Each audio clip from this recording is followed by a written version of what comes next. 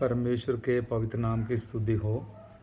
आज और एक बार फिर आपके पास इस वीडियो लेके आने के लिए परमेश्वर ने जो मौका दिया, मैं परमेश्वर को धन्यवाद करता हूँ, सारी महिमा और जलाल देता हूँ।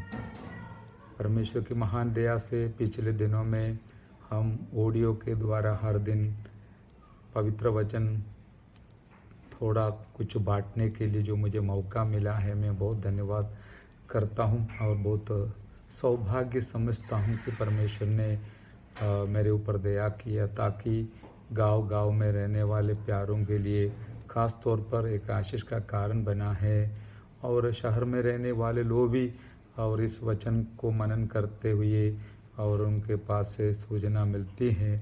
इसलिए मैं परमेश्वर को धन्यवाद करता हूं। बस जैसे इस लॉकडाउन के समय पर हम उससे पहले से जुलाई महीने से लेकर ये जो ऑडियो क्लिप तो भेजते आ रहा है, तो पवित्र आत्मा की अगुवाई के अनुसार और लॉकडाउन के समय पर कुछ ऐसा वीडियो क्लिप भी भेजने के लिए तैयार करने के लिए प्रभु ने सहायता किया, और वो ख़ास तौर पर मलयालम में था। लेकिन मुझे कुछ ऐसे हमारे प्यारे लोग खबर दिया, सूचना दिया हिंदी में भी ऐसा कुछ बनाना वीडियो क्लिप, इसलिए मैंने आज पहली बार ऐसा एक संभ्रम के लिए तैयार हो रहा हूँ। पवित्र आत्मा मुझे अगुवाई करें, यही मेरा प्रार्थना है। आज एक वचन हम इस प्रकार मनन करेंगे, मत्ती रचित सुसमाचार 21वां अध्याय का 12 और 13 वचन। यीशु ने परमेश्वर के मंदिर में जाकर उन सबको जो मंदिर में लेन देन कर रहे थे निकाल दिया, और सरफों के पीठे और कबूतर बेचने वालों की चौकियाँ उलट दी, और उनसे कहा, लिखा है, मेरा घर प्रार्थना का घर कहलाएगा, परंतु तुम उसे डाकुओं की खोह बनाते हो। आमीन। हमारे यीशु प्रभु जब इस दुनिया में था, एक दिन उन्होंने यरूशलेम मंदिर में चला गया। वहाँ उस मंदिर के आंगनों में जो हालत देखा, उसके बारे में यहाँ पर वर्णन किया था कि यीशु मसीह वहाँ पर गया तो मंदिर में लेन देन करने वाले को देखा है, और उनको प्रभु यीशु ने निकाल दिया, और सर्फों के पीठ और कबूतर बेचने वालों की चौकियाँ उलट दी। हालेलुया। और हम जानते हैं ये क्यों ऐसे करते थे करके, क्योंकि लोग दूर दूर से मंदिर में आते थे बलि चढ़ाने के लिए। वहाँ का पैसा, वहाँ का जो करेंसी है, ये इस्राएल में नहीं चलेगा, इसलिए वहाँ का करेंसी यहाँ पर बेचने का, जो एक्सचेंज करने का और यहाँ का करेंसी लेने का ये जो व्यवस्था चलता था, उसके बारे में बताया गया है। और ये भी नहीं, दूर दूर से आने वाले लोग बलि चढ़ाने के लिए पशु पक्षियों को लाना तो मुश्किल है, यहाँ पर आकर इस प्रकार का हमें खरीदी करने के लिए ये लोग सुविधा बनाते थे, और वे जो आते थे वो यहाँ पर आकर खरीद कर अपना बलि चढ़ाते थे। इसका तो ज़रूरत तो है, लेकिन अभी देखिए इस मंदिर के अंदर बस इस व्यापारियों से भरा हुआ है। वहाँ पर परमेश्वर की महिमा के लिए कोई स्थान नहीं, साधारण लोगों के लिए कोई स्थान नहीं, बस धंधा करने वालों से ये आंगन भरा हुआ है। इतना में ये देखकर यीशु प्रभु का दिल बहुत दुखी हो गया, और उसने इस प्रकार कहा, लिखा है, मेरा घर प्रार्थना का घर कहलाएगा। हालेलुया, परंतु तुम उसे डाकुओं की खोग बनाते हो। आमीन। यीशु प्रभु ने एक अच्छी बात यहाँ पर बताया, उनका इस परमेश्वर का घर को, हालेलुया, मेरा घर प्रार्थना का घर कहलाएगा करके यीशु मसीह ने बताया है। हालेलुया। अभी देखिए पवित्र आत्मा मुझे इस प्रकार का अगुवाई किया कि हाँ, उस जमाने से बढ़कर अभी हमारा दिल और हमारा घर परमेश्वर का, हालेलुया, घर है। हालेलुया। पुराना नियम में परमेश्वर मंदिर में रहता था, लेकिन नया नियम में मेरा और आपका दिल के अंदर रहता है, और ऐसे उद्धार पाए हुए लोग जहाँ पर जो घर में रहता है वो घर भी परमेश्वर का घर बन जाता है। और जिन लोगों के दिल के अंदर परमेश्वर वास करता है, प्रभु यीशु मसीह वास करता है, वो दिल उनका घर बन जाता है। उसका दृष्टांत वचन से हम इस प्रकार देखते कि पहला कुरिन्दी 3 अध्याय का 16 वचन में और 6वां अध्याय का 19 और 20 वचन में लिखा है, क्या तुम नहीं जानते हो कि तुम्हारा शरीर परमेश्वर का पवित्र आत्मा का मंदिर है करके, और पवित्र आत्मा तुम्हारे अंदर वास करता है, इसलिए तुम्हारा शरीर के द्वारा परमेश्वर को महिमा करना है। देखिए, परमेश्वर का मंदिर का यही मकसद है कि परमेश्वर की महिमा को ऊंचा करना है। और इसमें धंधा का एक यहाँ पर यीशु मसीह को देखकर डाकुओं का खोह बनाया करके पढ़ते हैं, गुहा जैसे बना दिया, बस ये लोगों को ही स्थान है, बाकी जो पूजा पाठ आराधना करने वालों के लिए कोई स्थान नहीं, इसलिए शिव प्रभु ने ऐसा बोला था।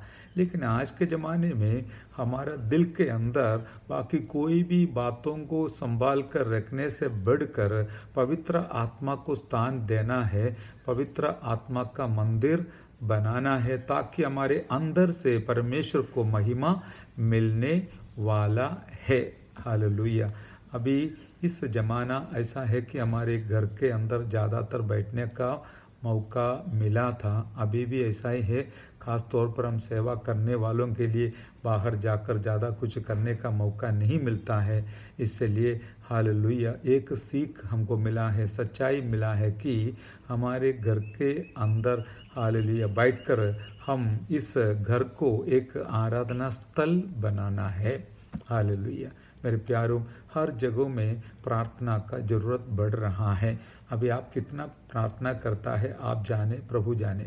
आपका व्यक्तिगत जीवन में होने वाली बात है, इसलिए किसी को पता नहीं कितना समय प्रार्थना करता है या नहीं करता। लेकिन एक बात बिल्कुल सच है कि हमारा परमेश्वर हमसे ये चाहता है कि हमारा दिल एक प्रार्थनालय बन जाए। मैं और आप जहाँ पर रहता है वो घर एक प्रार्थना का घर बन जाए। हालेलुया। क्योंकि हम जो घर के अंदर करता है वही सबसे मुख्य बात है, सबसे बड़ी बात है। हालेलुया। और आज के ज़माने में इससे पहले हम जहर में जाकर जो करते थे उसको ज़्यादा महत्व देता था। आमीन। जो लोग घर पे दूसरा काम करते थे, मोबाइल में खेलना, टीवी देखना, सोते रहना, इन सारे अपना युक्ति के बुद्धि के अनुसार करते थे, ऐसे लोग भी रविवार को जहर में या चर्च में जाकर, संगति में जाकर बहुत धाम धूम से आराधना करते हुए हम देखते हैं। लेकिन असली आराधना जो जब हम इकट्ठे होते वो संगति में नहीं, उससे बढ़कर जहाँ पर हम रहता है वहाँ पर शुरू करना है। ये सबसे बड़ा एक अगुवाई सीख पवित्र आत्मा के द्वारा मुझे मिला है प्यारों। हालेलुया। क्योंकि एक घर जो है आत्मिक सभा का, संगति का सबसे हालेलुया मूल्यवान भाग है। हालेलुया कीमती भाग है। और एक शरीर का दृष्टांत के द्वारा पवित्र आत्मा मुझे ये बात सिखाया कि जैसे एक 100 किलो वाला शरीर का सबसे प्राइमरी जो यूनिट बोलता है, सबसे छोटा सा हालेलुया भाग है हालेलुया हमारा कोश या कण, आमीन, वो जो सेल बोलता है अंग्रेजी में, वो हालेलुया हमारा इस सेल के अंदर एक दो भाग होती है। एक है उसमें जो सेल साप बोलता है, प्लाज्मा बोलता है, दूसरा है न्यूक्लियस, उसमें और एक न्यूक्लियस करके एक और राउंड भाग है हमें, उसके अंदर डीएनए करके एक वस्तु होती है। वो वस्तु के अंदर एक व्यक्ति का जो स्वभाव क्या है, कैसा है, किस प्रकार होना है, अच्छा है या खराब है, हमें ये सारे वस्तुओं का आलेखन किया हुआ है। Hallelujah, praise the Lord. जैसे उसके अंदर लिखा है वैसा एक व्यक्ति का स्वभाव भी बन जाता है। आमीन। ऐसा नहीं एक दिन अचानक आप ऐसा एक व्यक्ति बन गया, ऐसा स्वभाव वाला बन गए, नहीं। आपका डीएनए को टेस्ट करके देखेगा, तो उसके अंदर जैसे लिखा है उस हिसाब से आप जरूर एक हालेलुया स्वभाव वाला बनने वाला है। हाल इसलिए मेरा कहने का तात्पर्य हमारा जो संगति है, प्रभु का कलीसिया है, जो शरीर है, हमें यीशु मसीह सिर है, इस शरीर का सबसे प्राइम यूनिट जो सेल बोलता है वो है घर। हालेलुया। मेरा और आपका जहाँ पर हम रहते हैं वो घर, भले भाड़े पे ही हो या खुद का हो, छोटा झोपड़ी हो या बड़ा मकान हो, वो है परमेश्वर का जो यीशु प्रभु का शरीर रूबी हालेलुया इस कलीसिया का सबसे छोटा या प्राइम यूनिट है। हालेलुया महत्वपूर्ण भाग वो हमारा हमें एक हालेलुया कोश जो बोलता है, हमें वो सेल बोलता है, वो है। उसके अंदर जैसे है वैसे ही आपका स्वभाव भी है। अभी आपके घर के अंदर क्या है, हमेशा कुछ लोगों का घर नरक बन जाता है क्योंकि पति पत्नी बच्चे आपस में लड़ते रहते हैं, तो फिर वहाँ पर नरक बन जाता है। और आप चर्च में जाकर स्वर्ग में बैठने का कोशिश करता है, स्वर्ग है करके दिखाने का कोशिश करता है, तो कोई असर पड़ने वाला नहीं है। सबसे पहले हमारा घर जो है परमेश्वर का मंदिर बनाना है, उसके लिए उससे पहले हमारा दिल को परमेश्वर का मंदिर बनाना है। जो दिल के अंदर प्रभु की आत्मा वास करता है, प्रभु वास करता है, वो सचमुच प्रभु का मंदिर बन जाता है और वो मंदिर से हमेशा आराधना निकलती है ताकि प्रभु उसका सुगंध को स्वीकार करते।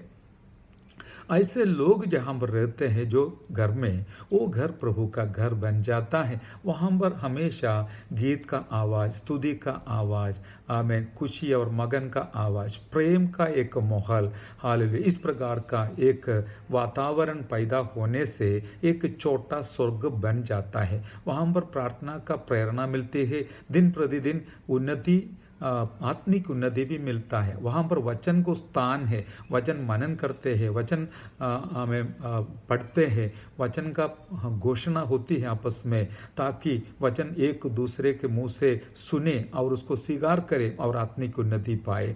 इस प्रकार जो घर के अंदर एक आराधना का माहौल बनता है, वे लोग अकेला घर पे बैठना नहीं, रविवार के समय हो या कोई भी दिन में हो, जब इकट्ठा होने के लिए हमको मौका मिलते हैं, वहाँ जाकर भी हम परमेश्वर को आराधना करना हमारा एक नियम दिया गया है।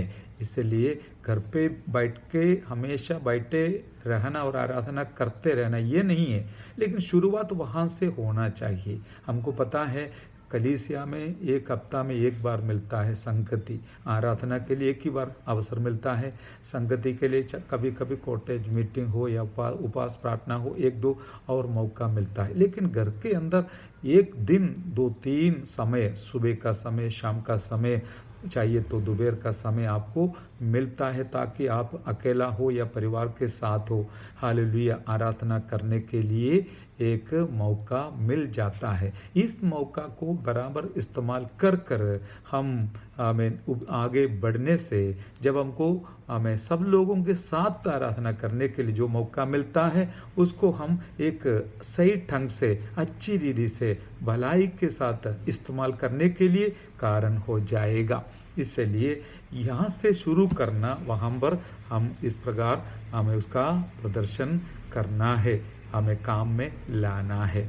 अभी जो घर के अंदर हमें स्तुति और आराधना कुछ भी नहीं है, सुक्कापन है, सब लोग सुबह उठते हैं, काम पे चले जाते हैं, शाम को आते हैं, सो जाता है, इसके बीच में जब खाना है, खाते हैं, पानी पीते हैं, बस बैठते रहते हैं। यदि कोई एक व्यक्ति गीत गाया तो दूसरा चुपचाप बैठेगा, और प्रार्थना करना है तो एक ही करता है।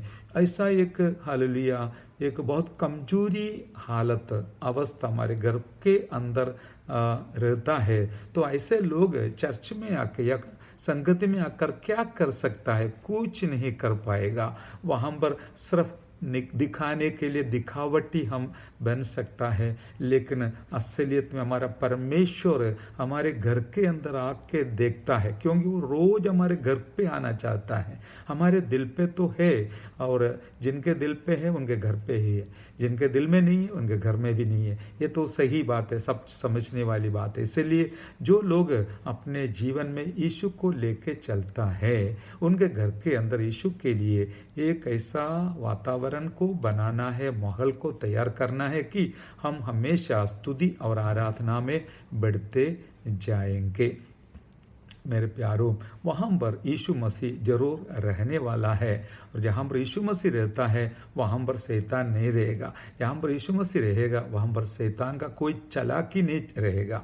शैतान हमेशा हमें दुख लाते हैं और समस्या लाते हैं, झगड़ा लाते हैं, हमें कोप, क्रोध, ईर्ष्या, लुष्पन, हालेलुया, लालच सब लाते हैं, और उसका कार्य वहाँ पर करने के लिए कोशिश करता है। लेकिन जहाँ पर यीशु प्रभु है वहाँ पर प्यार है, सहनशीलता है, हालेलुया, शांति है, तसल्ली है, आनंद है, इत्यादि सारे आशीषों से हमारा घर को प्रभु पवित्र आत्मा के द्वारा भर देता है। हालेलुया।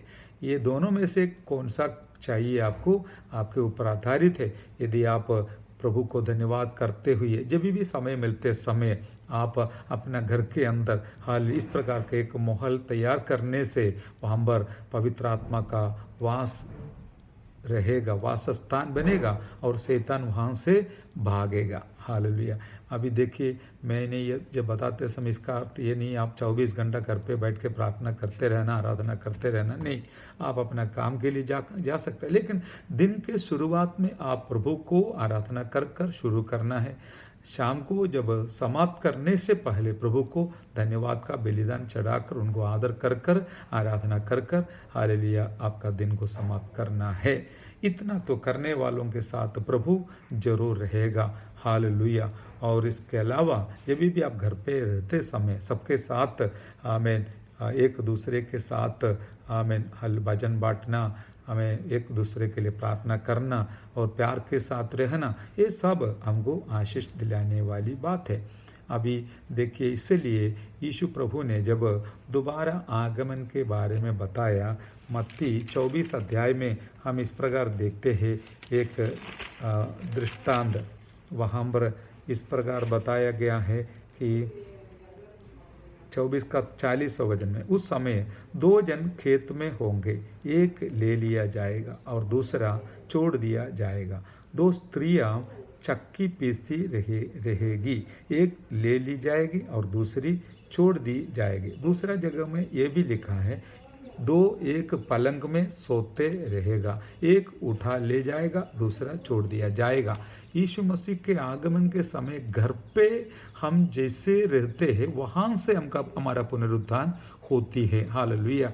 चर्च में रहने वाले लोगों को ले जाएगा करके नहीं बोला है, वहाँ पर जो संगति में रहने वाले लोगों के बारे में नहीं बोला है। जो घर पे चक्की पीसते हुए अपना काम करते हैं, उसमें से जो तैयार हो गया है, अपना जीवन को संभाल कर आगे ले चलता है, वो उठा ले जाएगा, और जो तैयार नहीं है वो छोड़ दिया जाएगा। इसलिए हमेशा हमारे घर पे रहते हुए ही हमको तैयार रहना है, और हमें सोते समय भी हमको तैयार रहना है। इसलिए बाइबल में लिखा है, यदि पति पत्नी के बीच में कुछ चिड़चिड़ हुआ तो शाम होने से पहले उसको मेल मिलाप में लाना है, क्योंकि यीशु मसीह का आगमन के समय पर वो एक रुकावट ना बने। और यदि आप तैयार नहीं है और चिड़चिड़ के साथ, ठीक है वो सोने दो मैं भी सोता हूँ करके कड़वापन दिल के अंदर रखकर सोएगा, तो यीशु मसीह आएगा तो एक जो निर्दोष है उसको ले लिया जाएगा, और जो गलत किया है उसको छोड़ देने का संभावना है। अब खेतर के बारे में बोला, खेत भी घर के संबंधित है, घर के आजू बाजू के जगह है। हालेलुया। इसलिए मेरा कहने का तात्पर्य, हमारे जो असली कलीसिया संगति घर के अंदर होना चाहिए। जो घर के अंदर नहीं है वो संगति में दिखाना नहीं है, दिखाएगा तो भी वो सिर्फ दिखावटी है, उसमें कोई मतलब नहीं है। इसलिए प्रभु यीशु मसीह इस प्रकार हमको सलाह देता है कि मेरा घर, हालेलुया, प्रार्थना घर कहलाएगा, मेरा पिता का घर प्रार्थना घर कहलाएगा। अभी मैं और आप पिता का घर है, मेरा घर पिता का घर है, वो प्रार्थनालय कहलाएगा, ताकि वहाँ से परमेश्वर को हमेशा महिमा, आदर, मान, सम्मान मिलेगा। हालेलुया। ऐसा एक जीवन बिताने के लिए प्रभु हमसे चाहता है। अभी ज़माना बहुत खराब है, हमें सब हमारे विरुद्ध हो रहा है। कोरोना हो या तूफान हो या टिड्डियाँ हो, हालेलुया, मारी हो, कुछ भी हो, सब हालेलुया समस्या बढ़ते जा रहा है प्यारो। अभी आपको प्रार्थना के लिए बहुत ज़रूरी है, आप प्रार्थना करने का बहुत ज़रूरी है, ताकि हमारा जीवन में जो आने वाला शैतान का सारे हमें हालेलुया सताव से, नाश से हम जरूर बचने पाए और परमेश्वर के लिए जीवंत जीवन बिताए और हमारे आजू बाजू के लोगों के बीच में यीशु मसीह का साक्षी बनकर हालेलुया उनका नाम को ऊंचा करने के लिए मौका मिल जाए। मेरे प्यारों, अभी बड़े बड़े अधिकारियों ने भी बताता है हमें प्रार्थना का जरूरत है। अमेरिका का प्रेसिडेंट बोलता है बाकी सारे समय से अभी हमको प्रार्थना का ज़्यादा ज़रूरत है, इसलिए आराधनालय को अविश्य वस्तुओं के हमें गण में जोड़कर उसको खोल दो करके बताते हैं। हालेलुया। अभी हमारा महाराष्ट्र का चीफ मिनिस्टर भी यही बताया, इस कोरोना से बचने के लिए हमें आप लोग प्रार्थना कीजिए करके मसीह लोगों को बताया। सब लोग प्रार्थना मांगता है। एक मसीह होने के नाते मेरा और आपका सबसे बड़ा जिम्मेदारी यीशु मसीह के साथ प्रार्थना में संगति में रहना है प्यारो। हालेलुया। जब भी मौका मिलते समय हालेलुया हमारे जीवन का सबसे बड़ा हमें जिम्मेवारी है, दायित्व है प्रार्थना करना। प्रार्थना में इतना नहीं हम परमेश्वर से मांगते रहे, पूछते रहे, वो तो करना है, लेकिन उसके बीच में हर एक बातों को धन्यवाद के साथ हम परमेश्वर के समूह में समर्पण करना है, क्योंकि हमारा परमेश्वर एक न्यायिक के समान सिंहासन पर बैठा हुआ है। वो हमारा प्रार्थना सुनकर हमें उत्तर दिलाने वाला है। इसके बारे में मैं बाद में आपको सुनाऊंगा। प्रभु आपको सहायता करे। इसलिए यीशु मसीह का शब्द को मैं और एक बार फिर याद करते हुए यहाँ पर समाप्त करता हूँ कि मत्ती 21:13 में यीशु प्रभु ने कहा, और लिखा है मेरा घर प्रार्थना का घर कहलाएगा। हालेलुया।